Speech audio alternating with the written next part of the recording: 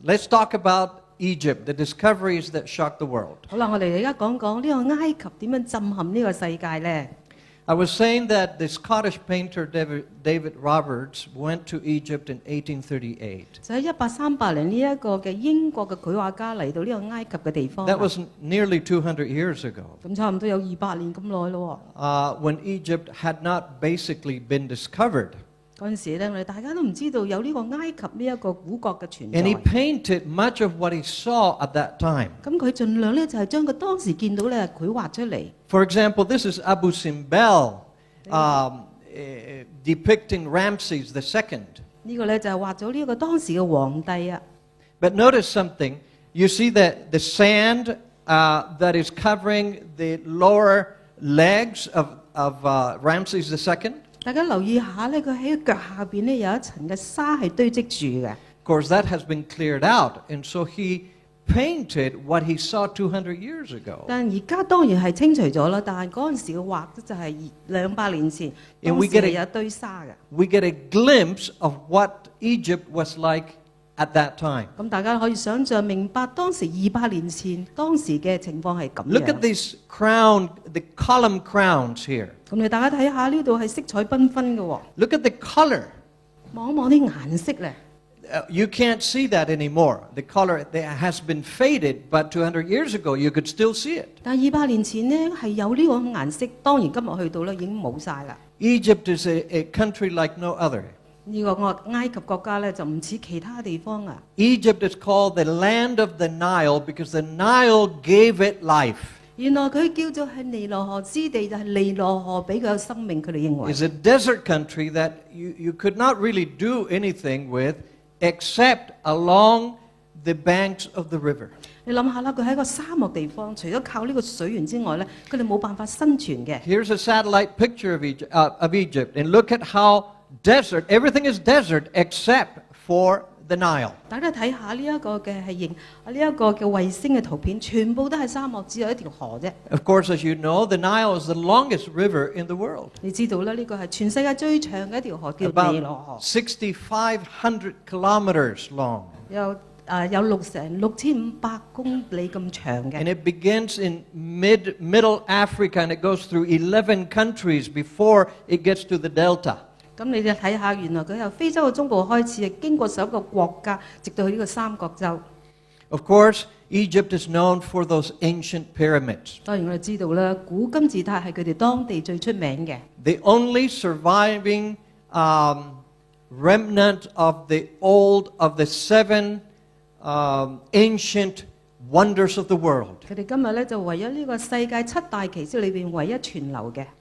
There were not just 3 or 4 of these. There is 138 as of a few years ago. 咁你知道啦，前幾年之前佢哋計過，一共係有成138個咁多嘅金字塔。 Egypt has fantastic treasures. 佢哋好奇妙嘅珍寶喎。 Look at the beauty of this scarab seal. 你諗下呢一個係一個嘅印章嚟嘅，幾美麗咧！ This represented a god, the god Hefer.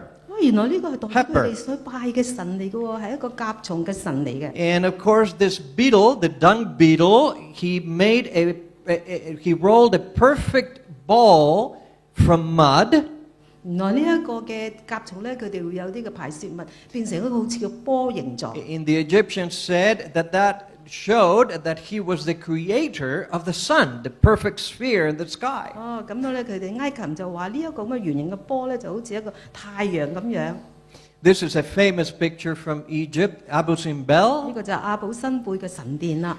Most people think that this is Ramses, and then one of these must be his wife, Nefertiti. 大家諗下啦，佢哋認為咧呢個就係當時嘅皇帝嘅神像嚟嘅。 No such luck. It's Ramses all the way through. All 4 of them is the same guy. 佢諗住咧，其中有一個可能嘅太太4個之中，但唔係4個都係佢嚟嘅。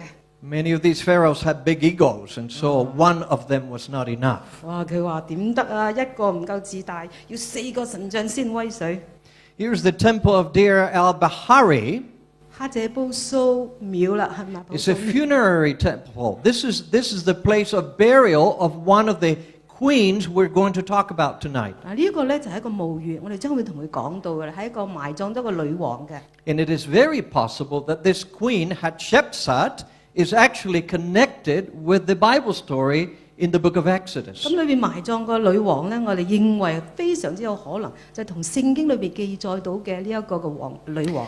The ancient Egyptians built a civilization to be remembered. 原來埃及文化佢哋要建立咧，佢希望以後啲人可以記得到佢哋。They had wonderful artists. They had great architects. 佢哋有好壯大嘅呢個建築等等。It was the most sophisticated civilization for several hundred years. 幾百年之內咧，佢哋都係一個好優秀嘅呢個文化。I mentioned that there are 138 pyramids in Egypt. 頭先我哋講過咧，有138座金字塔唔多。Of course, the most famous ones are the Giza pyramids, which is right outside Cairo. 原來呢一個喺呢個開羅出邊嘅吉薩金字塔係 You can see in this picture how close the city is to the pyramids. 你睇下啦，原來個城市同呢個金字塔好近嘅啫， These pyramids are about 4,000 years old. 差唔多有成4000年咁耐啦。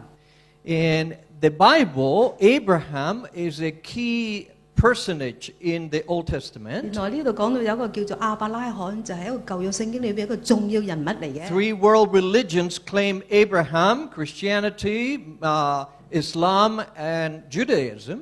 咁我哋知道啦，猶太教啦、基督教同埋呢一個嘅回教咧，都引佢做佢哋嘅祖先 And 喎。 he lived 4,000 years ago. 原來當時佢係4000年前，佢已經喺嗰度啦。 Abraham did not originate from Palestine. He came from Babylon. 但係佢嚟自邊度咧？原來係嚟自巴比倫，唔係巴勒斯坦嘅地方。 So on that journey, which would take him up the crescent, going north and then south to Palestine, he must have seen those pyramids. 所以大家想象下，佢由呢個巴比倫地方咁樣兜個圈嚟到，一定相信佢當時係見過嗰啲金字塔嘅。 And so his grandson, Jacob, who moved his family to Egypt at a time of famine. 咁當時咧由饑荒啦，呢一個佢嘅孫雅各咧就搬咗去埃及地方住啊。 Here are the three pyramids, the pyramid of Cheops, of Khephren, and Mycerinus. 大家圖畫裏邊見到咧有3座嘅金字塔啦。 Obviously named after each of the pharaohs that the pyramids were built after. 原來呢幾個咧都係命名於當時嘅法老王佢哋起嘅。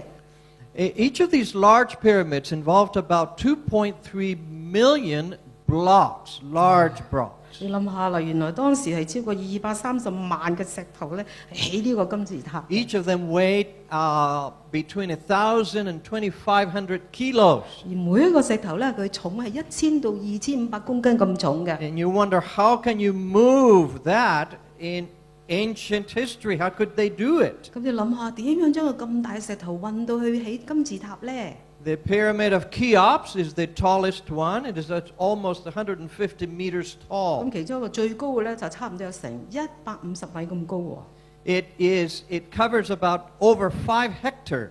佔地咧差唔多5公畝咁大啊！ So it covers a very wide footprint. 哇，真係喎，佔地好大喎！ Now, this is something we're familiar with. The HSBC building in Hong Kong is about 150 meters tall. 大家諗下啦，喺我哋匯豐銀行150米咁高係咪咧？ So imagine if we had a pyramid in Hong Kong, it would be as tall as that building. 你諗下，如果我哋真係香港有個金字塔咧，由匯豐銀行咁高嘅， But it would cover quite a territory in that section of Hong Kong. 但佔地好大啦，就佔咗香港好多嘅面積㗎個金字塔。 Khephren is the second tallest pyramid, and you can see at the top of the pyramid the limestone casing. 你見到咧，呢個就第2高嘅，但喺上面嗰陣時，淨係見到啲石灰嘅外層啦。 Many people think that's unusual, that's unique to that pyramid.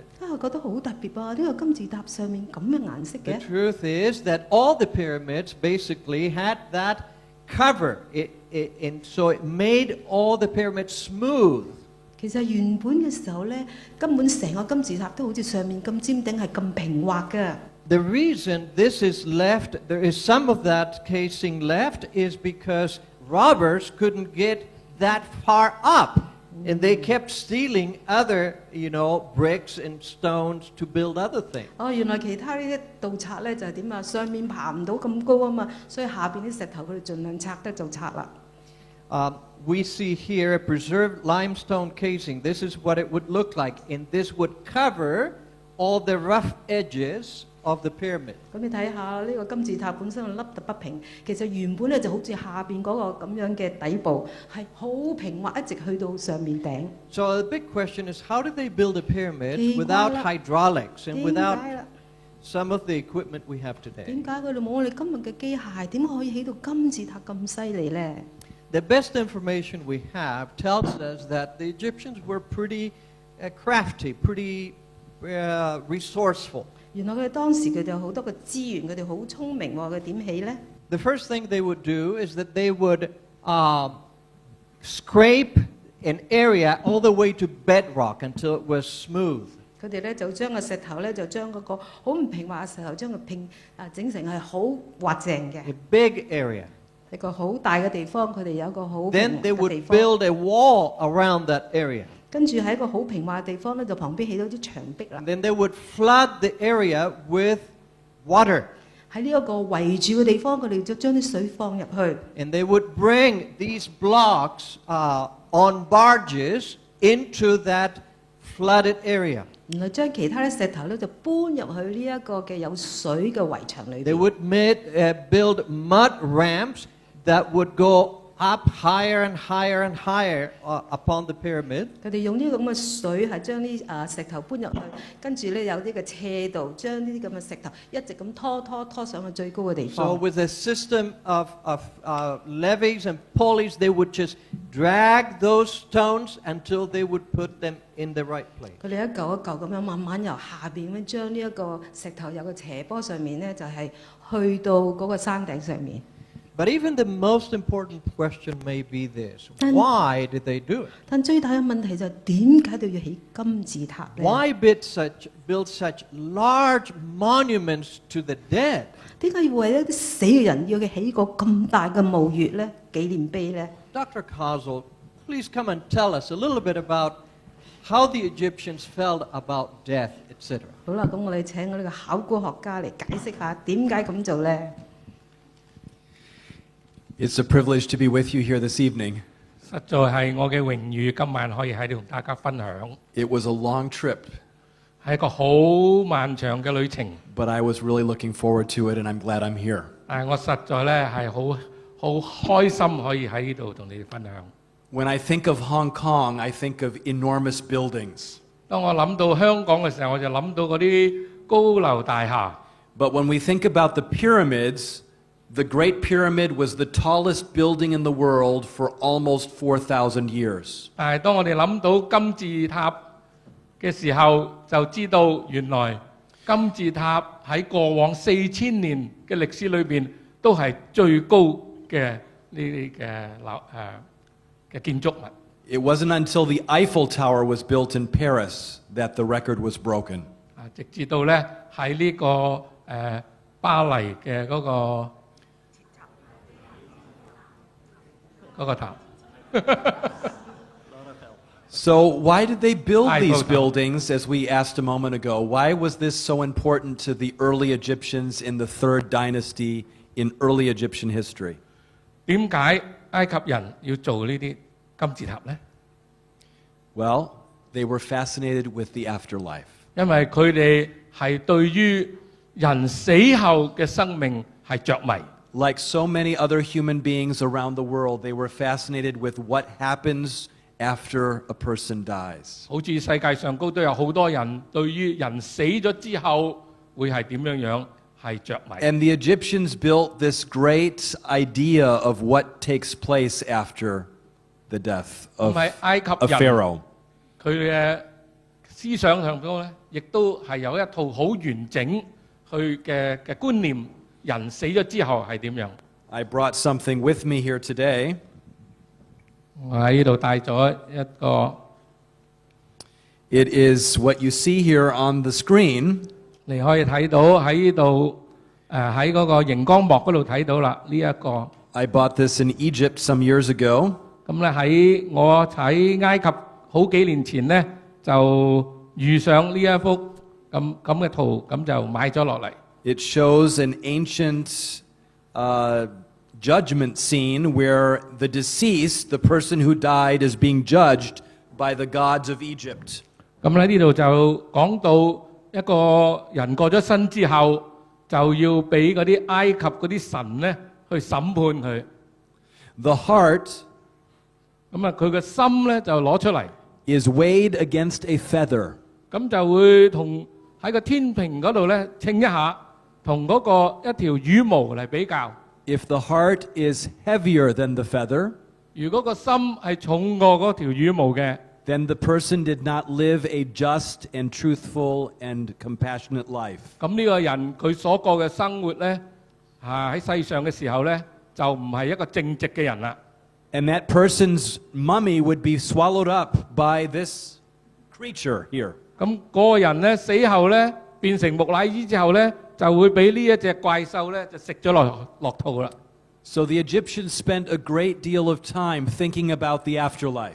所以埃及人咧係經常對於呢個人死咗之後會係點樣咧，係 They 喺度 wondered 想 what would happen after death.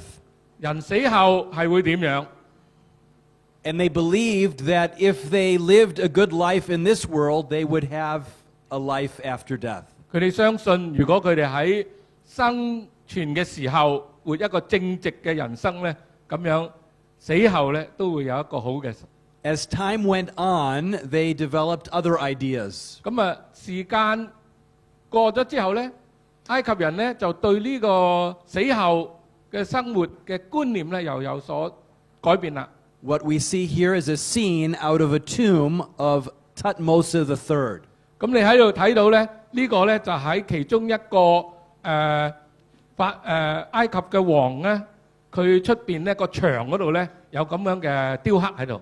Here we see the scarab again that is leading the sun through the 12 hours of the day. 咁你睇到咧呢度咧就提到咧係時間點樣樣係控制12小時點樣樣過。 Here is the king on this ship moving across the waters. 咁呢度睇到咧喺另外呢邊咧就呢個王咧死後咧就點樣樣坐住佢嗰個奔葬嘅船咧過嚟啦。 He is moving from this life to the afterlife. 咁佢就由呢一個生命從一個角落就去到另一個。 And leading the king is the serpent. 咁咧帶領住呢個王進入呢個圖畫咧就係一條嘅蛇啦。 The serpent in ancient Egyptian ideology was the key to the afterlife. 咁咧喺埃及人嘅思想咧，呢個死後係點樣咧？就同呢條蛇咧係好有個關係。 Above the serpent's head in this picture, you can see the Ankh symbol.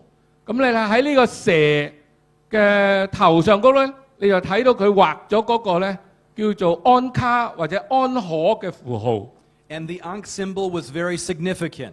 呢個安卡或者安可嘅符號咧係非常之有意思嘅。 The Ankh was the symbol for eternal life. 呢個安卡咧就係一個符號，係代表一個永恆生命嘅代 The 表， eternal breath of the deceased. 代表一個過咗身嘅人，佢可以永遠都仲可以喺嗰度咧係呼吸。 Now, the serpent that we see in ancient Egypt reminds us of a story that we find in the very first book of the Bible. 咁你可以聯想到呢一個埃及人佢嘅思想，呢個故事就諗起聖經裏邊都有類似咁樣嘅記載。 A serpent appears in the garden in the very beginning of the Bible story. 聖經講蛇就喺上帝所創造美好嘅呢個伊甸園裏邊出現。 The first woman is confronted by the serpent. 第一個被造嘅女人就同呢個蛇對話。 The book of Genesis says this. 喺創世記裏邊咁講。 Then the serpent said to the woman, "You will surely not die, for God knows that in the day you eat of it, your eyes will be opened, and you will be like God, 呢度講蛇對女人說：你們不一定死，因為神知道你們吃的日子，眼睛就明亮了，你們便如神，能知道善惡。Genesis teaches that there was a serpent, and this serpent said the opposite that God had said to the first human beings. 喺聖經嘅創世記裏邊提到有一條蛇，呢條蛇所講嘅話同上帝所講嘅話對立。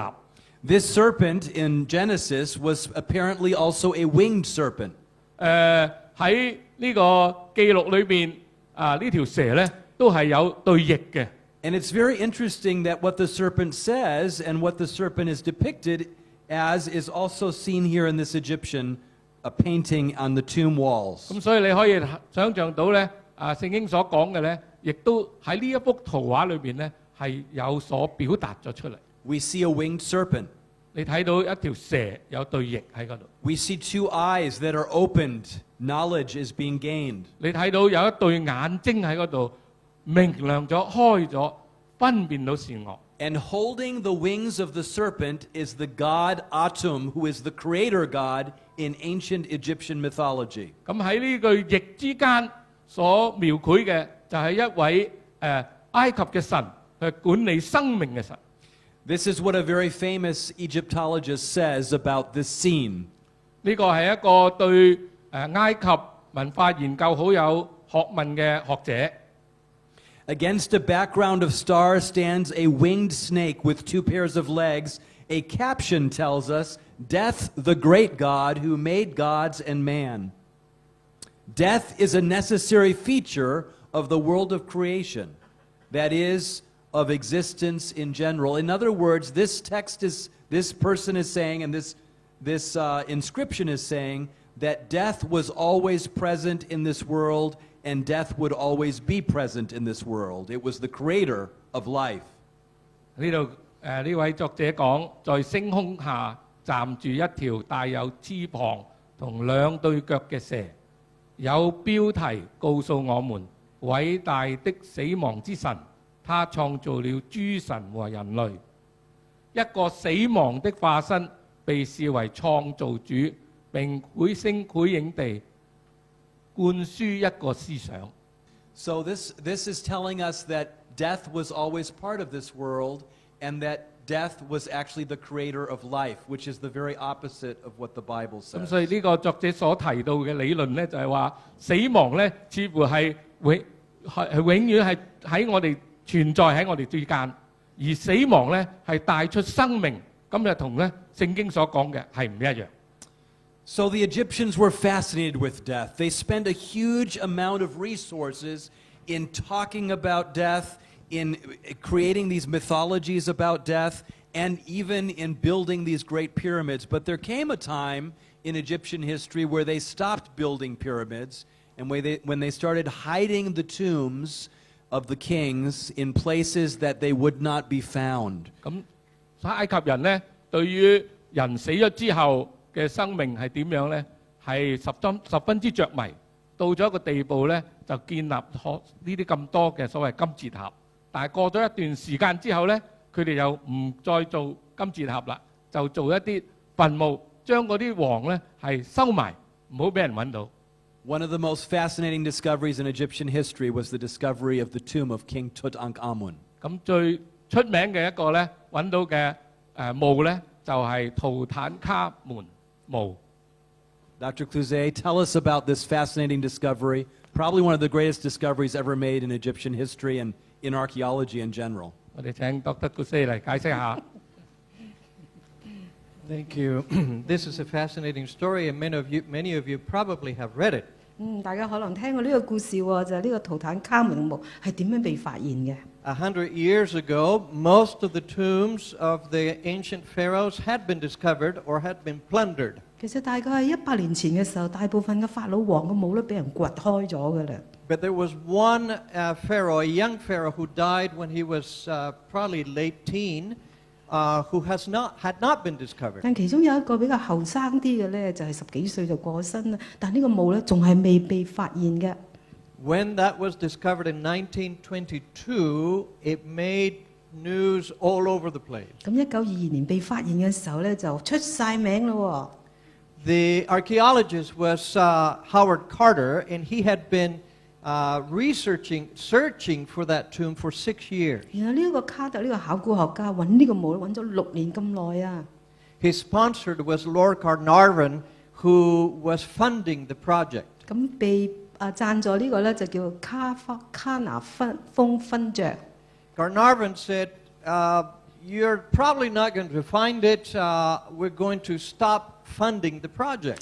咁呢一個勳爵就話：嘿，睇你都揾唔到噶啦，都係停止呢一個咁嘅發掘好啦。So Carter made a quick trip to England from Egypt and says, please give me one more year, just one more year. 哇！佢即刻 I'm 咧 close to finding 即 it. 刻就快啲要揾翻呢個贊助人，俾多1年我一定會揾到噶啦。And that's exactly what happened. 咁啊，真係發生咗咁嘅事咯 Part of the problem is that this was among the least prominent, and so it was difficult to find records where that might be. 噃。呢個因為係一個最唔突出嘅墓，所以咧就好難唔夠足夠資料去揾啦。 But they did find the tomb in the Valley of the Kings. 咁佢真係喺呢一個皇帝谷裏邊咧揾到呢一個墓穴喎。 And those tombs were designed in such a way that it was difficult to get to the actual place where the Pharaoh was buried and his goods were buried. 啊，原來咧佢哋設計好特別嘅，你係好難揾到真正呢一個法老王埋葬嘅地方嘅。They have built many false passageways and places where if robbers wanted to come, they would be lost or they would be trapped. 佢哋咧起到好似個迷宮咁喎，要有人嚟發掘嘅時候咧，就可能蕩失路啦等等。They eventually got to the actual place of the burial of Tutankhamun. 終於咧去到呢笪地方啦。 And these are actual pictures from that time in 1922. 呢個就係1922年真正嗰陣時影到嘅相就係咁嘅喎。 And the discovery is famous because Carter was the first one who bored a hole through a small wall and hot air came out. 原來當時咧好特別喎，因為佢係親手去鑽咗個窿，而即刻有啲熱風係吹出嚟。It almost snuffed away the light of the candle. 差唔多咧，連個蠟燭都吹熄啊！ But then he adjusted his eyes and he was able to see things that nobody had ever seen before, at least in the last 3,000 years. 哇！就係佢繼續咁樣教下佢個眼睇真啲，原來3000年裏邊係冇人發現嘅，就喺眼前出現咗。 There were people waiting behind, including his sponsor. 咁後邊咧排住好多人，包括佢贊咗個人，做咩企喺度唔喐咧佢？ And he was not saying anything. He was just enthralled, watching through that hole. 啊，原來佢一句都講唔出話，原來不停咁係定視喺呢個窿仔裏邊。 Finally, when Lord Carnarvon, he recorded, inquired anxiously, "Can you see anything?" 哇！嗰個贊助人話：有冇睇到嘢？有冇睇到嘢啊？ His answer was simple and comprehensive.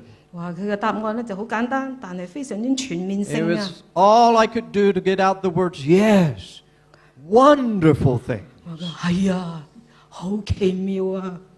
What did Carter see? 睇到咩咧？ Well, Carter, saw these are pictures from that time. 原來呢個就係當時見到嘅呢個圖片啊！ And you would think that this is a storage place that is in disarray. 哇！你以為係士多房係咪咧？ But there are very important things here. 你睇下裏邊有啲好重要嘅寶物喎。 You see treasure chests. 你見到呢一個嘅寶藏箱啦， And you see bed rests, bedposts. 你見到呢個係放床嘅， And you see all these other items that a Pharaoh would need for the afterlife. 啊！原來呢一紮嘢咧就係佢認為法老王死咗之後會用到嘅。 Here is a reproduction of what that might have looked like in those days. 後尾咧佢哋就係咁樣製作出嚟，原來當時係咁靚嘅。 One of the things that Carter said is that he saw a lot of gold. 哇！佢第一樣嘢就話好多金啊！ And there was a lot of gold. You have even sentinels, posting guard to protect the Pharaoh. 哇！你諗下啦，有個守衛啊，都係包金嘅，係保護住呢一個嘅法老王。much gold over all of this. 哇！你諗下，全部都係金嘅。 Here's the goddess Hathor, the cow goddess Hathor, protecting a treasure with the entrails, with the insides of the king. 哇！你諗下，呢度有隻牛神，專係保護呢一個嘅法老王嘅內臟。 They found also the throne, the chair, his throne chair. 你諗下，又見到佢嘅王座喎。 And remember, Dr. Hazel was telling us about the serpent, 記唔記得頭先我哋嘅考古學家就講到一條蛇啊？ the winged serpent. 咁見到啊，我哋睇到呢一個嘅蛇係有翼嘅。 The serpent was played the function of the protector of the king. 原來佢當時嘅功能就係要保護呢一個法老王。 And you can see that right here. This is called a cartouche with the name of the king. 呢個大家認唔認得？原來就個法老王嘅名嚟嘅。 And you see the serpent's wings in a protective stand. 咁你見到啦，呢一個嘅蛇有翼嘅蛇就保護住當時嘅皇帝 Of 法老 course, 王。 this was made of gold also. 金做嘅， It was a magnificent find. 哇！真係好特別奇妙嘅發 They 現。 found the mask of the king with both the vulture and the cobra. 佢見到呢個皇帝呢一個嘅面具裏邊呢，佢係有一個眼鏡蛇同埋一個禿鷹。 When the Pharaoh was alive, it only had the cobra. 原來呢個法老王當佢仲係生存嘅時候呢，就係只係有一個眼鏡蛇嘅冠 When 嗰 the 度。 Pharaoh died, they put the vulture. 而皇帝呢個法老王死咗之後呢，佢就會加多個禿鷹喺上面， They also represented Upper and Lower Egypt. 亦都係代表呢一個嘅上半橛嘅呢一個嘅埃及同埋下半橛嘅埃及。 Notice the cobra here is in a striking form, ready to strike back. 嗱，你留意下呢一個眼鏡蛇，佢係攻擊人咁嘅樣，係保護個法老王嘅。 That's why it was the protection of the king. 所以我哋就話呢一個嘅眼鏡蛇就係保護呢個法老王嘅。 They found 143 amulets Kaya- on his body. 佢身上面咧發現有143個護身符咁多喎， Each of them representing different things. 每一個護身符有特別嘅意義嘅。 Here's Howard Carter examining the body of Tutankhamun. 你睇下佢就當時呢個考古學家就喺度研究緊呢一個嘅遺像，呢個法老王。 And it may be hard to see, but there is a cobra, snake, around the king's neck because it was to protect his breathing. 原來呢一個咧，你睇真啲，原有一條嘅眼鏡蛇係保護住個皇帝呼吸添喎。 And here's a replica of what that casket might have looked like. This is the outer casket. 咁你睇下啊，呢一個就係呢一個嘅法老王嘅棺木，呢個係最出邊嗰一層。 There were 4 caskets, and the body was in the innermost 而 casket. 一共有4層咁多，個身體咧真正就喺最裏邊嗰一欄啊。 And that coffin, that casket was solid gold inlaid with obsidian and lapis lazuli. Beautiful 原來呢 work. 一個嘅咁樣嘅一切咧，係全部係真金，同埋有好多其他嘅寶石。 Here's a close-up of the cobra and the vulture.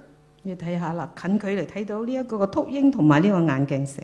Now, throughout history, many people were interested in Egypt because it was fascinating. 其實喺人類歷史裏邊咧，好多人係對於呢一個嘅埃及好有興趣嘅。 One of the most influential people was Napoleon, who 200 years ago took entire expeditions of people to Egypt. 咁大概喺200年前呢，就係呢一個拿破崙咧，就帶咗好多專家就去到埃及嗰度。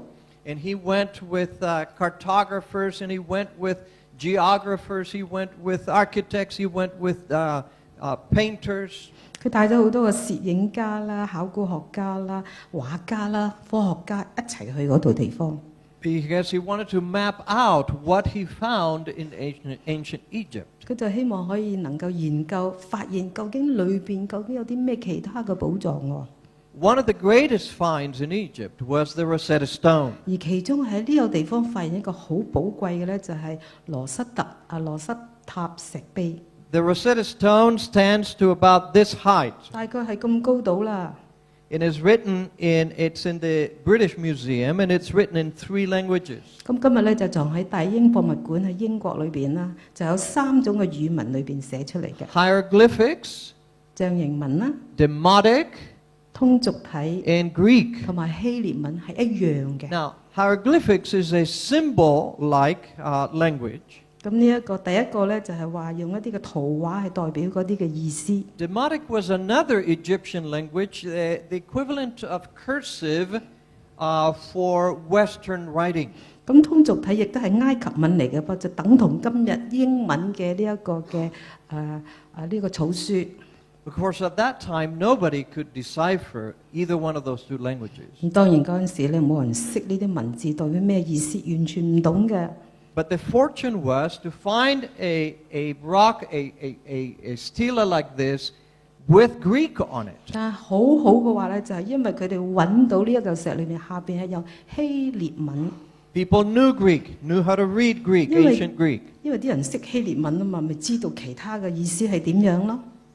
Hieroglyphics were typical and identified the Egyptians. 原來當時佢哋見到嘅象形文字咧，就非常之係典型嘅，係代表呢一個埃及。 When you go to Egypt, to Luxor, for instance, and you see some of these great palaces, hieroglyphics everywhere. 嗱，大家如果去過埃及咧，你見到周圍都見到呢啲嘅象形文字。 And of course, they all tell a story. 咁當然每個象形文字嘅故事都係講出嚟嘅。 And because the Rosetta Stone had Greek, then that would be the beginning point. Because the assumption was that all 3 said the same thing, all 3因為佢 languages. 哋相信3種唔同嘅語文都係講同樣嘅內容，所以呢個石頭就話俾我聽好有意思，明白好多啦。 The great linguist that figured the hieroglyphics was François Champollion. 咁其中一個咧就呢度圈住嘅， And he began by making an assumption about the cartouche. This is called a cartouche. 呢個咧就有一個嘅框框係框住呢個位置。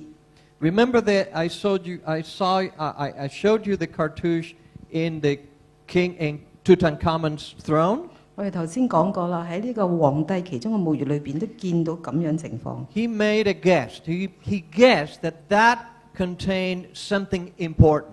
佢就諗下呢個咁樣特別框住係咪有啲特別嘅意思 And he 咧？ guessed that would probably contain the name of a king. 佢諗下可能就係當時記載咗就係一個皇帝嘅名嚟 So 嘅。 little by little, he started piecing things together. 慢慢佢就按部就班就發現裏邊其他更多嘅資料。 Now, you can only imagine how hard it would be to decipher an entire language out of nothing.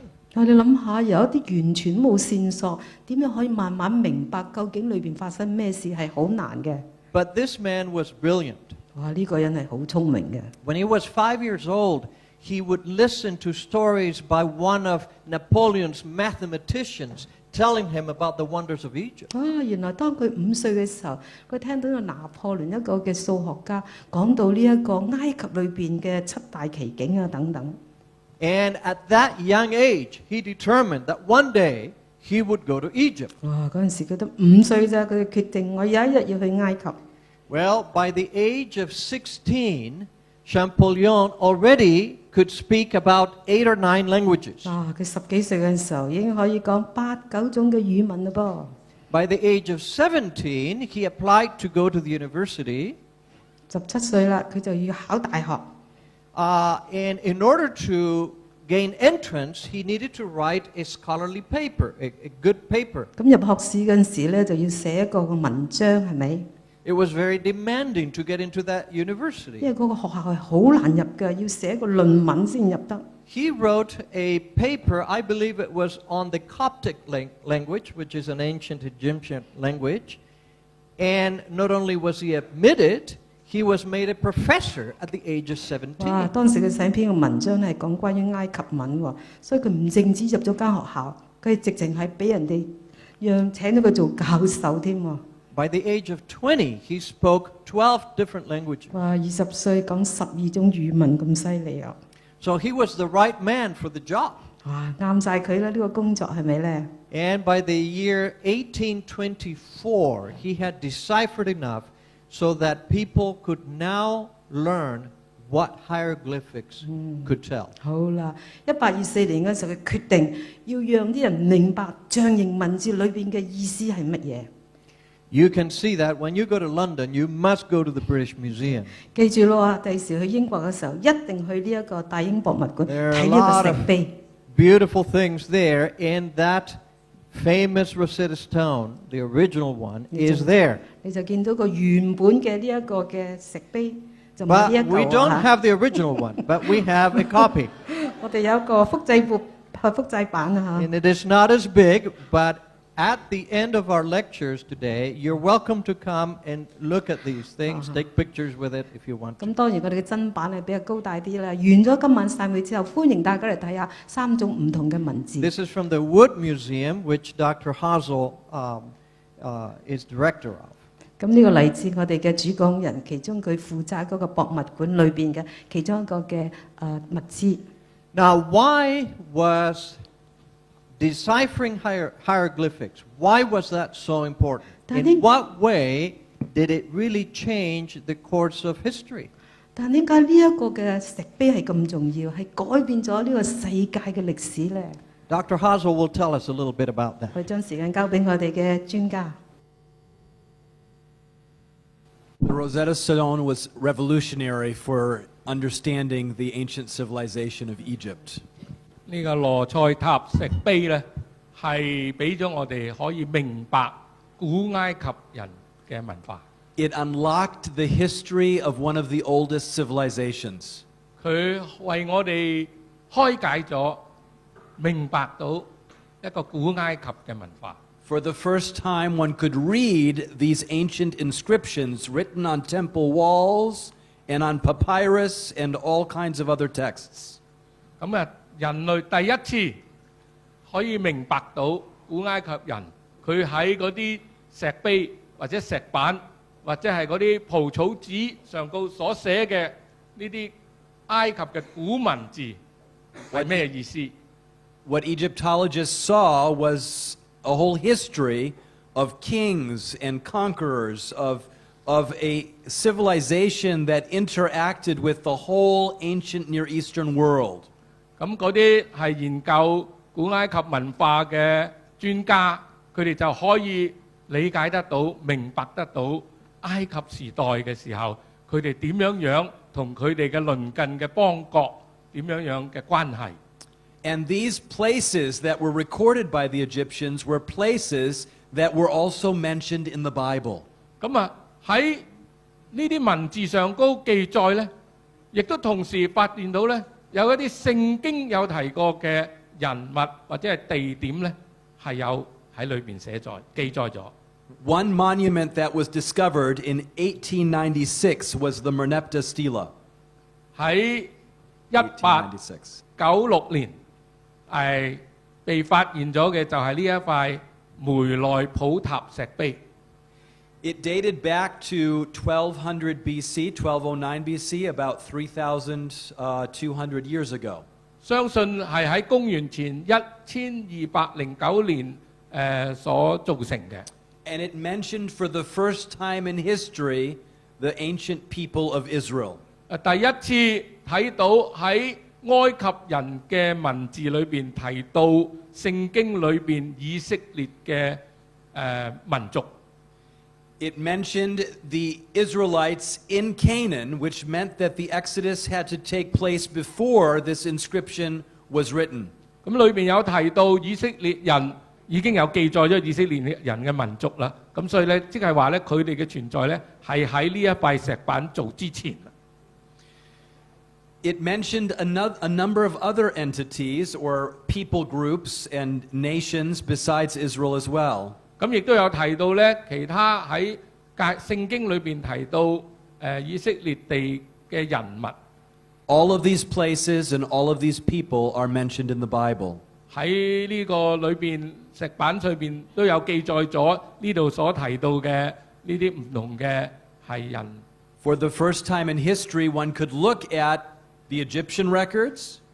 咁第一次咧，人可以從埃及人嘅記載裏邊， and could compare them with the Bible 然後可以同聖經嚟對比。 and see whether they talked about the same entities. 咁咧就睇下係咪講同樣嘅事實。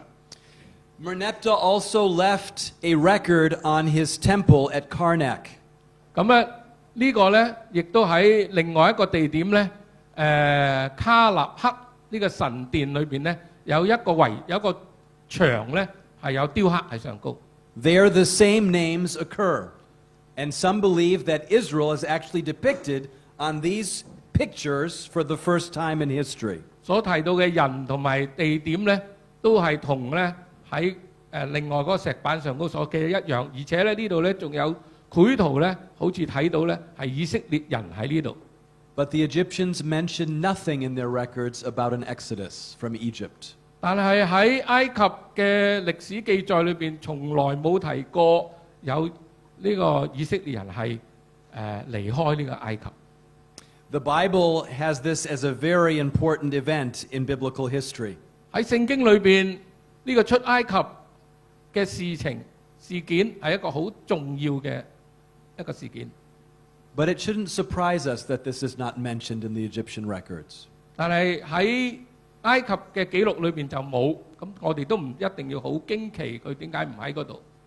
If we read the biblical account, this was the most devastating event that happened in Egyptian history. 咁如果你有睇咗聖經裏邊記載出埃及呢個事件嘅時候，你就知道喺呢件事情發生嘅時候呢，係埃及最唔好嘅時候啦。 The 10 plagues would have destroyed the Egyptian economy.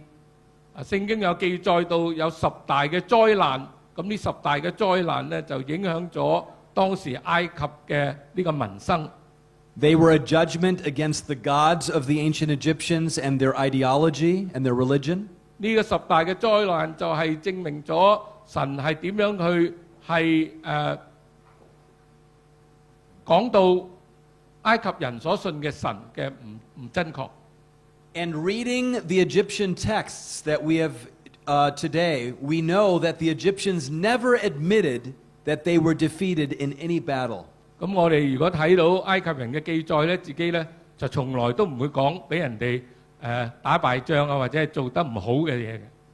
The Egyptians were always victorious. 佢哋成日寫自己都係打勝仗嘅。 So this is not surprising that this is not recorded in Egyptian history. 所以我哋應該唔係話好驚奇咧，點解佢哋冇提到呢個出埃及呢個事件？ What we want to do this evening, though, is we want to compare what the Bible has to say about what happened and look back at Egyptian history to see how this connects with the life of Moses. 今晚我哋想攞啲時間嚟比較一下埃及嘅歷史同埋聖經嘅歷史。 According to the Bible, it was Moses that led the people out of Egypt. 咁按照聖經嘅記載，係摩西帶領以色列人離開埃及。 God had promised the people of Israel a promised land. 上帝應許咗以色列人一個應許嘅美地。 There's a text in the Bible many, many years later that help us date this event of the Exodus in history. 喺聖經裏邊有咁樣嘅記載，幫助我哋可以重組呢個事件。 It's found in 1 Kings 6:1, and I will read it.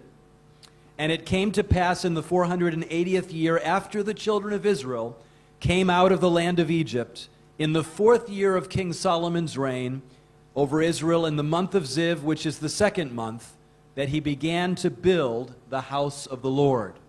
喺列王記上6章1節有咁樣嘅記載，以色列人出埃及地後480年，所羅門作以色列王第4年，西弗月就是2月，開工建造耶和華的殿。 Solomon's temple, according to this text, we know when Solomon lived. We can go back in time, so we can guess that Solomon's temple was built in 970. We know that for a fact. We can go back from there 480 years. 咁從歷史嘅記載，我哋知道所羅門開始建造聖殿，大約喺公元前970年開始建造。 So the text places the Exodus 480 years before the temple was built. 咁呢度提到聖經嘅記載話，喺所羅門王建造聖殿之前嘅480年，就係以色列人離開埃及。Looking at this graph, we can date then the Exodus back around 1450 BC. 咁所以呢，我哋可以推想到，如果所羅門王建造聖殿係公元前970年，而推翻去480年呢，咁即係話以色列人離開埃及呢，就應該係喺公元前1450年左右。We know that Moses was 80 years old when the Exodus happened, so he had to be born around 1530 BC. 按照聖經嘅記載，我哋知道當時摩西係80歲，所以如果再推後80年，咁摩西就應該係喺公元前1530年出生。So this helps us look at what was happening in Egyptian history as we receive the chronological information from the Bible. 咁所以我哋可以從呢啲歷史嘅推想上高咧，時間推想上高咧，就可以明白到埃及人當時嗰個歷史係點樣。Moses would have been born during the reign of Thutmose I in the 18th dynasty. 咁所以咧，如果喺嗰段期間摩西出生嘅時候咧，就應該係喺埃及人法老王當時咧就係圖特摩斯一世。There was a major problem during this time that affected the dynasty of Egypt for the next 3 generations. 咁喺當時咧，有一件好危機嘅事情發生咗，影響咗咧以後3個王朝嘅事情。The chief queen was not having male heirs, was not having boys. 按照歷史嘅記載，當時嘅女王皇后就冇生到男丁。And it was men that were to inherit the throne of Egypt. 咁當時埃及人嘅社會就係以男人係作皇帝。Thutmose I's wife, chief queen, was Ahmes. 咁所以咧，圖特摩斯一世嘅皇后咧就係亞摩斯。And they didn't have any sons. 但係佢哋咧就冇生到男丁。But they had a very famous daughter. 但係佢哋有一個好出名嘅公主， Her name was Hatshepsut. 就係哈謝普蘇。And Hatshepsut was a very important princess in ancient Egypt. 咁哈謝普蘇呢一個公主咧，喺埃及嘅古代嘅歷史咧，係一個好重要嘅人物。Some people believe it was Hatshepsut that rescued Moses from the Nile River when he was placed there by his mother. 有人相信就係呢一位哈謝普斯嘅公主咧，係救咗摩西嘅命。You remember what Exodus chapter 1 verse 22 says, Then Pharaoh commanded all his people, saying, Every son who is born you are to cast into the Nile, and every daughter you are to keep alive. 你記得喺出埃及記1章22節裏面提到，法老吩咐他的眾民說：以色列人所生的男孩，你們都要掉在河裏；一切的女孩，你們要留存他的性命。So when her father, Thutmose I, died, 咁當呢個哈謝普蘇公主嘅父親，即係過身嘅時候， the question was who would be the next king? 咁邊個接任做皇帝呢？ Well, Thutmose I had another wife or consort. 咁但係呢個圖特摩斯一世，佢有其他嘅妃嬪。And they had a son, the half-brother of Hatshepsut. 咁咧就生咗一個男丁，就係呢個哈謝普蘇公主嘅細佬啦。And in order to maintain the dynasty, that son was forced to marry Hatshepsut. 咁咧喺古代嘅埃及咧，細佬咧就可以同個阿姐結婚。But he was a very sickly man. 咁啊，但係呢個咧圖特摩斯二世啦嚇，即係細佬啦，佢係一個好係有病嘅人。He didn't live for very long. 佢唔係活得好耐， And he died before producing a male heir, 但係喺佢死之前呢，都冇生到男丁， not with Hatshepsut anyway. 冇同哈謝普蘇呢位公主生咗 Who would 男 be 丁。 the next king? 咁邊個做下一任嘅皇帝呢？ Well, he had another son by another secondary wife. 咁啊，呢位圖特摩斯二世呢，亦都有其他嘅妃嬪，其中同一位就生咗一個男丁。 But he was just a baby. 咁但係呢個男丁呢，就係圖特摩斯三世，咁但係佢係一個好細嘅嬰兒啫。 When his father died, maybe he was 2 or 3 or 4 years old. 咁所以喺佢嘅父親二世過身嘅時候呢，呢個三世呢，只不過係2、3歲。 So Hatshepsut became the king of Egypt. 所以哈謝普蘇呢，就變成呢係攝政嘅攝政皇后啦，垂簾聽政啊！ Thutmose III couldn't rule at the age of 2 or 3. 咁啊，呢位三世呢，佢得2、3歲就冇可能管理嘅國家嘅。 But when he became of age, Hatshepsut would not allow him to become king. 但係到三世呢，長大咗啦，成年啦，可以管理國家啦。但係呢，呢位太后啦就係唔俾翻嗰個權位俾佢。 She formed a co-regency with him, 咁佢咧喺嗰度咧就繼續嘅攝政， and she maintained her position. 咁佢係保留咗自己嘅權力。 Some people think that she maintained her position because perhaps she was holding out for somebody else to become king instead of Thutmose III. 咁有人認為咧，可能佢點解要把持住呢個朝政咧？就因為可能佢有另外一個人選或者喺三世之後揾個另外一個人嚟做。 But before we try to answer that question, let's ask another question. Why would an Egyptian princess adopt a Hebrew baby boy? 咁就喺我哋解答剛才嗰個問題之前咧，我哋先問一下，點解一位埃及嘅公主會收養一個希伯來嘅男嬰呢？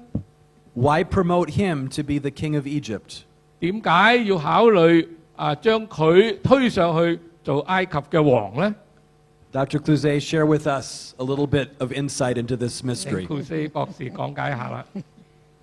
There's an expression in English that says, desperate times call for desperate measures. 哇！咁我哋知道有一個英文咁講，喺危急嘅時期一定有啲特別好嘅解決方法。 Dr. Hazel has described to us the dynastic crisis in the 18th century, in the 18th dynasty. 咁啊頭先講到啦，埃及嗰陣時佢冇後嗣喎，可以做法老王點辦呢？ You could not get a true male heir from the real queen. 你冇辦法喺呢一個真正嘅皇后裏邊有一個男丁可以繼承呢個皇位，點辦呢？ The closest you could get was Hatshepsut, but she was a female. 佢可以揾到嘅咧就係頭先講到呢一個嘅公主，但佢係一個女性啊嘛。 But notice that in the picture of Hatshepsut, she has a little goatee. 你有冇見到啊？佢呢一個嘅圖畫裏邊係點樣高 T？ In that Dr. Hazel called her a king. 然後頭先嗰幅畫裏邊咧，就係佢下邊有啲嘅特別嘅鬚啊，佢係一個皇帝嘅身份嚟嘅。 Because the pharaohs were supposed to be male. 原來因為呢一個法老王應該就係男性嚟嘅。 But evidently she was a very skilled woman, and she wore the goatee as a saying, I am the king. 既然佢唔係一個男性咧，佢就有呢個特別嘅裝束呢一個咁嘅胡鬚同埋金牙，就話我係一個皇帝，法老王。 You see what happens is, remember what I said about the Nile. 我哋記唔記得頭先講過呢個尼羅河？ The Nile is the lifeblood of Egypt. 而呢個就係埃及嘅生命之河。 Here you see Hapi, the god of the Nile, tying the Nile together Lower Egypt and Upper Egypt. 你見到呢個嘅尼羅河嘅神咧，佢將上埃及同埋下埃及佢哋一齊綁住。The Egyptians considered that everything that had life would come from the Nile. 然後佢哋相信所有嘅生命咧係嚟自呢一個尼羅河。So you have a princess who finds all of a sudden a baby coming on the Nile. 哇！你諗下呢個公主喺呢個尼羅河突然間見到個嬰孩喎， And she must have wondered, is this a gift of the God of the river god? 哇！係咪呢一個嘅生命嘅神將呢一個 BB 送俾我做禮物呢？ Maybe Happy is being gracious to me. 啊，可能呢一個河神對我真係恩待啦。 Now remember, this is not simply hypothesis. We're talking about a time factor that coincides perfectly with the story of the time of Moses. 嗱，呢一個我哋唔係假想出嚟，而係有歷史證明，就係話當時佢呢個故事發生嘅時候，亦都係摩西嘅時候。 Exodus 2 says what happened, and the child grew, and she brought him to Pharaoh's daughter, and he became her son, and she named him Moses, and said, because I drew him out of the water. 然後呢個聖經裏邊就講到孩子漸長，婦人把他帶到法老嘅女兒那裏，他就作了他的兒子，他把孩子起名叫摩西，意思就係話因我將佢從水裏邊拉出嚟。 Moses in Egyptian really meant son of or descendant of. 原來呢個摩西原文嘅名嘅意思就係話係某某嘅孩子兒子。 So the name Moses or part of that name was in many people's names, actual names. 咁所以呢一個咁嘅名咧，就係好多其他名都會用到摩西呢個字，但睇喺前面係加咗乜嘢嘅前面嘅名。 Listen to all the names of all these pharaohs. 你睇睇我哋喺熒光幕裏邊咧，係法老王嘅名。 Ahmose and Thutmose and Ramses. 你見到唔同嘅法老王嘅名喺呢個熒光幕上。 You see the portion of the name of Moses in each of them. 你見到摩西嘅名咧，就喺佢所有嘅名裏邊咧都出現咗。 But of course you have another portion. 但係問題佢個名咧，仲有前半橛喎。 You have what is called the theophoric content or element. 原來佢哋將呢一個嘅神嘅一啲嘅名咧，加喺呢一個Moses 呢個摩西嘅名嘅前面。 Theo comes from the Greek word that means God. 然後呢個 Theo 呢個字代表佢哋係將其他嘅神嘅名係加落去後半橛嘅名。 So you see Ah and Tut and Ra, all those were gods. 原來前面嗰啲幾個字咧，全部都係代表神。 So when somebody is called Tutmose or Tutmoses, it means descendant of the god Tut. 原來佢如果叫做圖特摩西一嘅話，即係話我係圖特嘅兒子。 But interestingly enough, she called him Moses, but not Moses or Tutmoses. 但係好特別喎，呢個公主改佢嘅名就係摩西，冇將任何嘅其他嘅神嘅名係冠喺前面。 Because that was still to be decided, most likely, in her mind. 因為可能嗰陣時佢諗下啊，應該改咩名俾佢呢？ She simply called him Moses. It's like the basic element. We will see what God he takes after. 原來佢就俾一個最基本嘅名，諗下以後再冠以乜嘢神嘅名喺前面。 But notice what the Bible says about Moses. 等我哋睇下聖經裏邊點講到呢個摩西嘅人物啦。 In the New Testament book of Hebrews, it says, by faith, Moses refused to be called the son of Pharaoh's daughter, choosing rather to suffer affliction with the people of God than to enjoy the passing pleasures of sin for a season.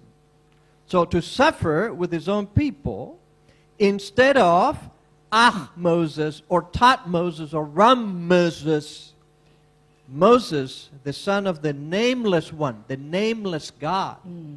原來呢度咧就係聖經裏邊講得好清楚，個摩西因着信就唔肯稱為法老女兒嘅兒子，佢寧可同上帝嘅百姓係同受苦難，也唔願意暫時享受呢個罪中之樂。佢話唔做，即係話我唔要做任何嘅神嘅兒子，而係一位無名氏嘅兒子，就係一位我哋冇稱號嚇嘅呢一位嘅神嘅呢一位嘅兒子。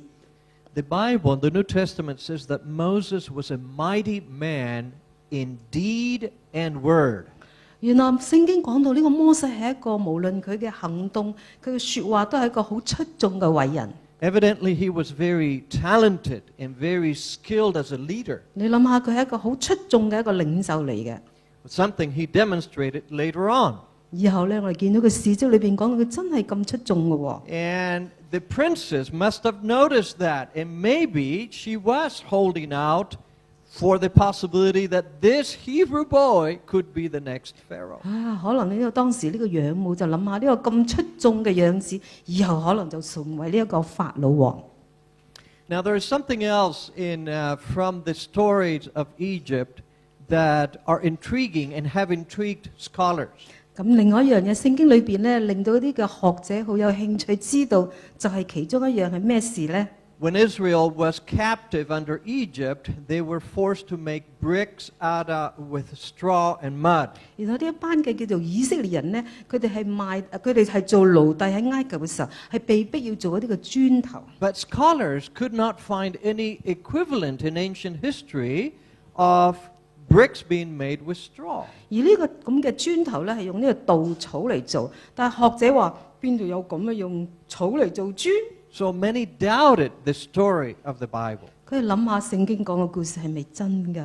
Dr. Hazel, come and tell us a little bit more about that and how that was resolved. 可唔可以請你介紹下係咪真係可以有草嚟做嘅磚呢？ Europeans did not build their houses with bricks made with straw. 西方人唔會用稻草嚟做磚嚟起屋， And so they doubted the biblical story. 所以佢哋就好懷疑聖經所講呢個事情。 But archaeological evidence has given new insights into this question. 但係考古學嘅發現有新嘅思想。 In Papyrus Anastasi I, a document, an ancient Egyptian document, it says, I am without equipment. There are no people to make bricks, and there's no straw in the district. 草紙上高所寫嘅呢度提到話，我沒有任何裝備，沒有人去做磚，那地區也沒有稻草。 These depictions here that you see actually are people making bricks, and the piles that you see are piles of straw. 咁你可以睇到咧，呢度咧圖畫上高咧就係記載咗啲人咧點樣起呢個磚，咁啊嗰度有一堆起嘅一堆嘢咧就係稻草嚟嘅。 They made bricks with straw, and we can still see it in the ruins that we excavate today. 咁喺今日嘅考古發掘嘅時候咧，喺有啲古蹟嘅地方咧，你睇到佢牆所用嘅磚咧，裏邊真係有稻草嘅。 What did the Israelites make out of bricks with straw? 咁以色列人點樣用稻草嚟做磚呢？ The Bible tells us that they made store cities, storage facilities to store goods. 佢哋聖經記載，佢哋有辦法起一啲係儲備稻草嘅地方。 Here in ancient Egypt, we have found some of these store places. 咁我哋喺埃及咧呢個地方咧揾到類似就係咁嘅地方，係裝稻草嘅地方。 This is made out of mud brick. 咁啊呢個咧係用呢啲係泥磚所造成嘅。 And that is my hand. 咁啊嗰隻咧就係我哋博士嘅手啦啊！ Same watch still today. 戴住今日嗰隻錶一樣嘅冇假嘅。 And I am pointing at straw that you can still see in the bricks after 3,200 years. 我喺嗰度指俾你睇嘅就係你可以喺嗰啲泥磚裏邊仲睇到有稻草喺裏邊。 People still today in Egypt build in the same way that they have for 3,000 years. 今日喺埃及嘅人咧，現代咧，佢哋都仲係用呢種方法做呢個泥磚。 Up and down the Nile River, people are still building their houses with bricks and they're mixing in with straw. 喺尼羅河旁嘅呢啲屋呢，而家嘅人呢，都仲係用稻草嚟做泥磚起屋。Nobody today questions this biblical account. 今日唔會再有人係疑問呢一個事實啦。But Hatshepsut was a much greater builder than simply building out of bricks with straw. 呢位哈謝普蘇嘅女皇帝呢，佢所做嘅就唔單止淨係用稻草嚟做啦。She was an amazing builder who built great palaces and temples. 佢起咗好多好偉大嘅建造物。And she built the famous temple at Deir el-Bahri. 咁佢亦都喺呢度睇到佢建造咗呢個代爾埃爾巴哈里廟。Other architects would model their temples in Egypt after this temple for the next 400 years. 咁以後嗰啲法老王呢，400年之後呢，都係跟住佢呢個模式去起佢哋嗰啲廟。At this temple, there is a chapel, a small temple on the side that is dedicated to the goddess Hathor. 喺呢個神廟裏邊呢，有一個細嘅一個會堂啦。咁呢就係有一埲牆呢係刻咗特別係記載一位神。And in this chapel, there is something very strange that we see. 咁就係呢一個牆上高所記載咧，呢一個叫做哈托爾女神。We see the cow goddess Hathor here in this picture. 咁咧喺呢度咧，你可以睇到喺右邊呢度，好似一隻牛咁嘅樣嘅咧，就係代表咗呢個哈托爾女神。And we see Hatshepsut underneath the cow. 咁你睇到咧，就係咧呢個咧女皇帝咧，就喺嗰個牛族嘅下邊啦。She is receiving sustenance from her mother, the goddess. 佢喺嗰度咧，係從佢呢位嘅女神嗰度咧，係吸取呢個養分。This is a very important legitimation scene where she is saying, I am the divine descendant of Hathor. 所以喺呢個圖裏邊咧，意思就係咧，呢位女皇帝咧，佢話我係可以做女皇帝。因為我係從呢一位女神嗰度而生嘅。I am the rightful heir and the rightful king of Egypt. 我係有咁嘅權力去接受呢個委任做呢個女皇帝。But something terrible happens to Hatshepsut. 但係對於呢位女皇帝以後發生嘅事情都係好不幸。She dies prematurely. 佢死早即係離世。We don't know why she dies. 唔知道點解咩原因佢離開咗呢個世界。Just in the last few years, her mummy has been found. 只係喺近期幾年，佢嘅木乃伊先至被發掘到。And very detailed forensic studies have been done on her mummy, analyzing what causes of her death there might have been. 咁咧，佢哋咧就驗屍就睇到咧。佢係乜嘢原因致死 She suffered from the same kind of lifestyle diseases that we still suffer today.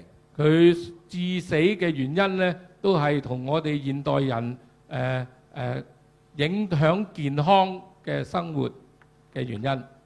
The MRI scans indicate that she actually had diabetes. 呢個照到佢咧，佢係有呢個糖尿病。That she suffered from atherosclerosis, that she had heart disease. 咁佢亦都有呢個心臟嘅病。And that she was obese. 咁佢亦都係肥胖。And these are all indications of something else we read in the Bible about the diseases of the Egyptians that the Bible talks about. 咁聖經裏邊都有記載其他埃及人嘅病。But something happens to Hatshepsut. 對於呢位女王有一個好特殊嘅臨終嘅時候 She dies. 佢死亡。And her image is erased from all of her temple walls. 佢嘅所有刻載記載佢嘅形象嘅圖畫咧，都被係咁抹去。The question has arisen, who would do such a thing? 邊個會咁做咧？ And the answer that is often given by scholars is Thutmose III. 咁當然啦，嗰啲專家就話就係因為係嗰個圖特摩斯三世啦。Thutmose III, who was kept from being the ruler of Egypt by Hatshepsut. 咁你記得呢個三世佢細個嘅時候，一路到成年，佢做皇帝都被嗰個大女王咧係撳住佢。After her death, he becomes king. 所以當女王過世之後，三世就當位啦。But it is 20 years after her death that he begins to erase her image. 20 years later. 係喺女王死咗20年之後，三世先開始將佢所有記錄佢有關呢個女王嘅嘢咧，係毀滅。At the very end of his life. 就係喺佢臨終之前做咗呢件事。Why would he wait so long to discredit his predecessor? 點解佢要等咁耐先至做咁嘅事情呢？ And the answer is given by one very important scholar from the University of Chicago. 咁咧喺芝加哥大學裏邊有一位教授有咁樣嘅意見。Perhaps there was a rival to the throne. 可能當時有另外一個人可能會做到皇帝嘅。Someone from the original bloodline that Hatshepsut belonged to. 可能有一位當時係呢個女王係膝下嘅一個王子，可能可以做皇帝。This would coincide very nicely with the story of Moses. 咁呢個就同聖經所記載呢個女王拯救咗摩西呢個故事呢，係可能有啲關係。He went into exile for 40 years. 你記得摩西被離開咗埃及之後，佢喺曠野裏邊漂流咗40年。But then he is called back to Egypt. 然後佢就上帝呼召佢翻去呢個埃及。To declare the freedom of the Israelites, and the Exodus event took place. 就同當時嘅法老王講，以色列人需要自由。Could this be the Moses? Could that be the rival? 可唔可能當時呢個三世所忌怕嘅另一位可以做皇帝嘅人，就係摩西呢？ Astonishing discoveries in Egypt which unlock mysteries that are very old. Dr. Cluzet, share with us a little bit more about these ancient mysteries as we 喺埃 close this 及發 evening. 生呢啲咁驚訝嘅發現，對於封閉咗嘅奧秘，請我哋嘅博士再嚟同我哋分享。You probably have figured that we are trying to go as quickly as we can. 大家可能發現呢，我哋盡快全速向前進啊！講解。When we do this in English, we take about an hour and 20 minutes in English alone. 如果淨係全英文嘅啦，都要1個鐘頭20分鐘先講完啊！ But of course, we couldn't do that with translation. It would be too long. 咁我因為有翻譯啦，所以我哋又壓咗啲時間咯。 So we had to cut and leave some things 啊 behind. 所以好多內容裏邊呢，我都係剪掉，冇機會同大家分享啊！ And I see that the temperature has gotten cooler. 我發覺咧，好似越嚟越凍喎，係咪啊？ And some of you are getting cold. 大家咧都好似打冷震啦，係咪？ So it's time to let you go. 即係話係咪要翻屋企啦？ Well, let me finish with this prophecy found in the Bible. 我哋睇睇聖經裏邊老早點樣講咗呢啲説話咧。 This great civilization, these marvelous buildings, you would think that that would stand forever. 可能我哋當時會以為呢啲咁壯大嘅啲建築物可以永遠咁存留，係咪咧？ Many people have asked the question, why has Egypt come to nothing compared to the great glory days of the past? 當我諗下，點解埃及同以前比較，今日唔可以有存留呢個光輝嘅歲月啦？ Well, the prophet Ezekiel had prophesied about Egypt. 原來聖經裏邊有個以西結裏邊咧就講到埃及將來嘅命運係點嘅。 And this is what it says in Ezekiel 32. 我哋睇睇啦。 By the swords of the mighty warriors, all of them the most terrible of the nations, I will cause your multitude to fall. They shall plunder the pomp of Egypt, and all its multitude shall be destroyed. I make the land of Egypt desolate. 呢呢個是以西結呢個先知老早就講咗啦，話我必藉着勇士嘅刀，令你嘅眾民仆倒。呢個勇士都係列國中強暴的，他們必使埃及的驕傲歸於無有。我使埃及地邊為荒廢凄涼嘅。So God prophesied through his prophet that Egypt would crumble. 原來聖經裏邊，上帝已經藉着呢佢嘅僕人先知咧，講到埃及命運係咁噶啦。That it would be overcome by enemies. 原來就喺敵人會戰攻佢哋勝 And 利， that the treasures of Egypt would be plundered. 而佢哋所有嘅財寶係俾人哋搶奪晒。 And that's exactly what we have seen in 而 history. 今日我哋見到就係應驗咗聖經所講嘅。 It is unique that so many of the tombs in Egypt have been plundered. 所以我睇下今日咁多嘅呢一個嘅金字塔係俾人係奪掠， And that Egypt could never recover. 而今日咧我哋見到埃及冇辦法再重新係起嚟。 Here's the capital of ancient Egypt, Memphis. 話呢一個就係古埃及嘅首都係曼菲斯。 This is all that is left of that great capital. 哇！你諗下嗰陣時嘅壯大嘅首都，今日變成淨係咁 There are 樣。 plenty of historical records that show that this was a magnificent city once many years ago. 曾幾何時好多嘅歷史證明話呢一個係一個好輝煌嘅首都喎。 But all you have left are a few ruins. 但今日剩翻嘅就係幾嚿嘅爛石。 About a century ago, a little more, there was a British socialite by the name of Amelia Edwards. 咁我哋有一個嘅100年前有一個嘅女士， She was a rich woman who sponsored many expeditions to Egypt. 佢係一個富有嘅女士咧，佢就係贊助咗好多人去埃及發掘， She loved Egypt. 佢好中意埃及。 And she eventually wrote the first popular book on Egypt. 佢係第一位以後咧就寫咗一本好出名嘅書，關於埃及。 The book was called 1,000 Miles Up the Nile. 佢就話喺呢個尼羅河係上游100里嘅呢本書名。 And she records with sadness the fate of Egypt. 佢係好難過咁寫落，佢見到呢一個埃及係咁樣係衰敗落去。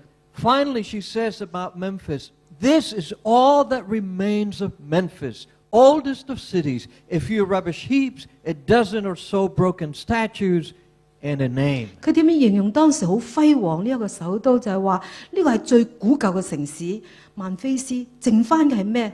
垃圾，Oh, 十幾樽嘅碎嘅雕像同埋個名啫嘛。 All that is left of Egypt is that great name and that great history. 剩翻個咩？就得個名啫。 Well, evidently, the God of the Bible knew about that, 我哋知道啦，喺聖經裏邊嘅講到個神老早就知啦。 and he was able to prophesy this at the height of Egyptian power and influence. 我哋呢位上帝就喺呢一個嘅埃及全盛嘅時候，佢就預言到將來有一日佢哋咁樣嘅地步啊2,600 years ago. ，2000幾百年前喎。 Nobody would imagine that. That's like saying today the United States and China will come to nothing and nobody will even remember them. 哇！你諗下嗰陣時埃及咁壯大嘅時候，點會諗到啊？即係好似今日話，哦，美國、中國將來係會沒落嘅，有人信咩？ Well, nobody will believe that because those are the two biggest economies in the world. 而家諗呢兩個國家係世界強國嚟噶嘛？ But that is exactly what happened, as predicted. 但係正如聖經所講嘅預言，係全部係應驗咗啦。 So, all we have left is this very insightful text from the book of Isaiah. 但係問題，我哋今日剩留嘅係好重要嘅聖經章節，就係以賽亞書。 The grass withers, the flower fades, but the word of our God stands forever. 哇！呢度就話草會枯乾，花亦都會凋謝，唯有上帝嘅話係永遠係立定。 And that's our story tonight. 呢個就係我哋今晚嘅故事。